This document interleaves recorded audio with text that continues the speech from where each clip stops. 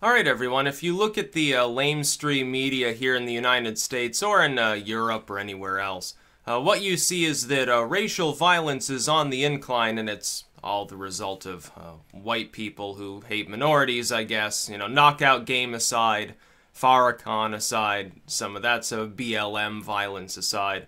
That's what it's being branded as. I'm not sure that that's entirely accurate. But there's a place in the world where there's a looming genocide being sort of formulated against minorities that involves virtually every possible vice.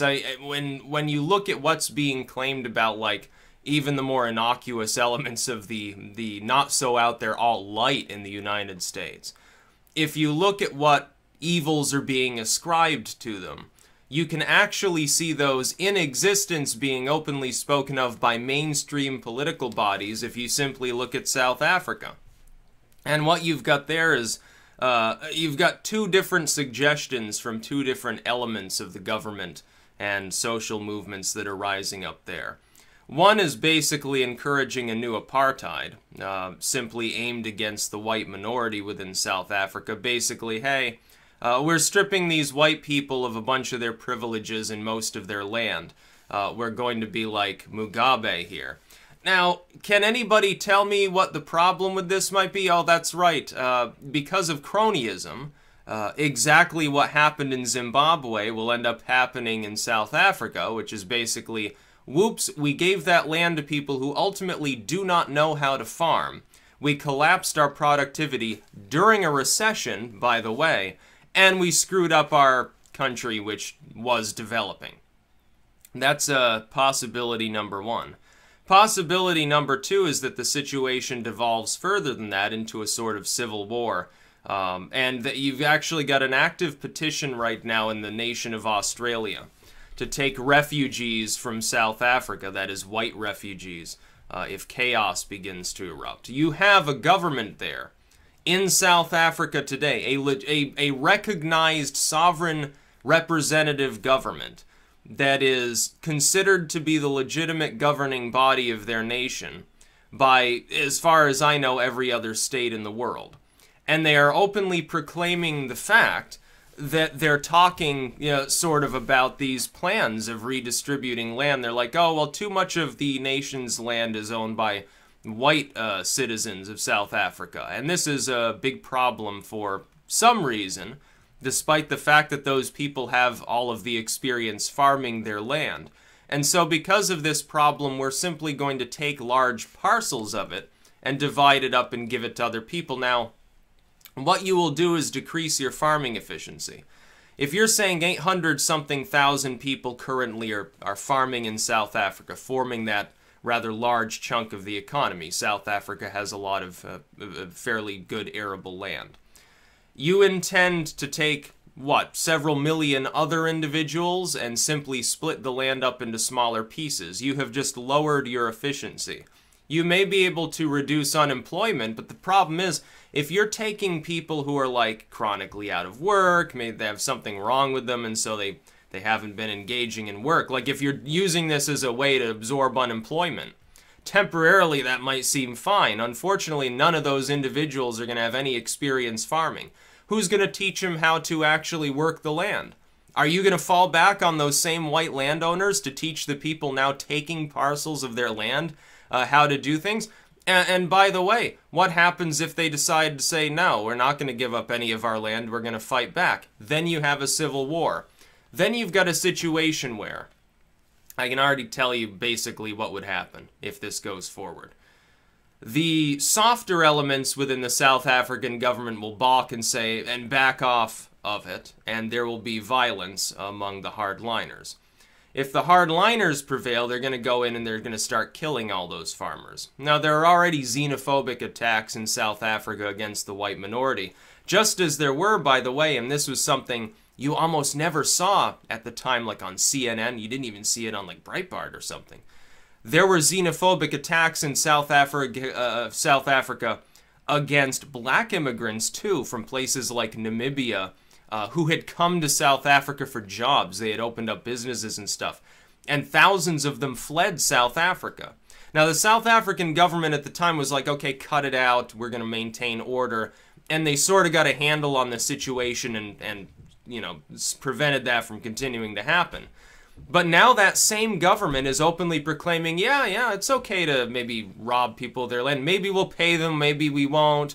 Who's actually going to be farming it? Who knows? It's certainly not going to raise efficiency, and we're probably going to cause those white farmers to flee the country. And that would be the other part of it. What if you're not killing anybody? What if you're simply declaring that the land is no longer theirs? We're stealing, you know what, half your land, 75% of your land, we're giving it to other people. You either are or are not getting paid. How many of those people are going to flee the country? Because supposedly the white minority in South Africa is so well-to-do and just has so much capital. What if they pull together and form, you know, it's like, what's the name of that one little mini city-state they've got there that's like what, de facto white only? And they're moving to like a cryptocurrency and stuff. People have a problem with this. Can you really blame them? It's like if something similar here happened in the US, let's say it was aimed at like the black community or something. Can you not envision a scenario in which a bunch of black individuals would form their own homogenized communities in order to escape the worst of the repercussions from other people trying to screw them over? Yeah, I think they probably would. This is actually happening in South Africa. And over here, we're sitting here worried about one or two skinheads smoking meth and they go off and kill a black person. And that's considered a great coup in our society. That violence is considered aberrant, it's considered abnormal, it's considered regrettable. But those same individuals that will harangue about that and act like it's getting so common and hate is everywhere, they won't even talk about the South Africa situation. And you've got, by the way, if there was chaos there, would the same people calling for refugees from Syria be calling for refugees from South Africa, or would they fucking ignore them? Because they'd say, oh, well, they're evil colonialists, so their lives don't matter. Not all lives matter, people. South Africa's got some friggin' problems, and the other problem is they're a socialist nation. Like, their current reigning government is socialism light. It's sort of like maybe Bernie Sanders mode. Their incoming government, which is, or could be incoming government, is composed of racial hardliners who are even further left and who are fucking crazy. And these are the sort of individuals who want to say, well, we're going to take land, we're not going to give any compensation for it, and anyone who resists, we're just going to fucking shoot him and bury him in a shallow grave. Yeah, screw off, several 100,000 farmers. Yeah, screw you. If you start shooting them, the rest will flee. They'll take up arms and fight, and then, you know, some of your troops die as well, or they'll flee the country. And when that happens, your economy will collapse. And this has been seen before. This report from the South African News heaps praise on Mugabe. Oh, what a wonderful, noble thing to do. Yeah, smash the colonialists. You don't even seem to understand. A few years later, there was a massive famine there. And Mugabe came out and said, oh no, these people who fled, we want them back. Go back to farming. It'll be wonderful. Why do you think that happened? It's because they ended up with a massive economic downturn because the people, the cronyist government there put on the land did not know how to actually farm it. It's like if some nation decided, let's say they've got a mine, and the person running the mine is just a jackass, and so the government says, well, the mine's no longer yours, we're gonna determine who works there and stuff. And they take a bunch of people who don't know anything about mining and put them to work in there. Do you think productivity is gonna be high, or do you think it collapses? This is going to be the same with any other segment of any economy around the world. This is the problem of far leftism, the problem of centralization.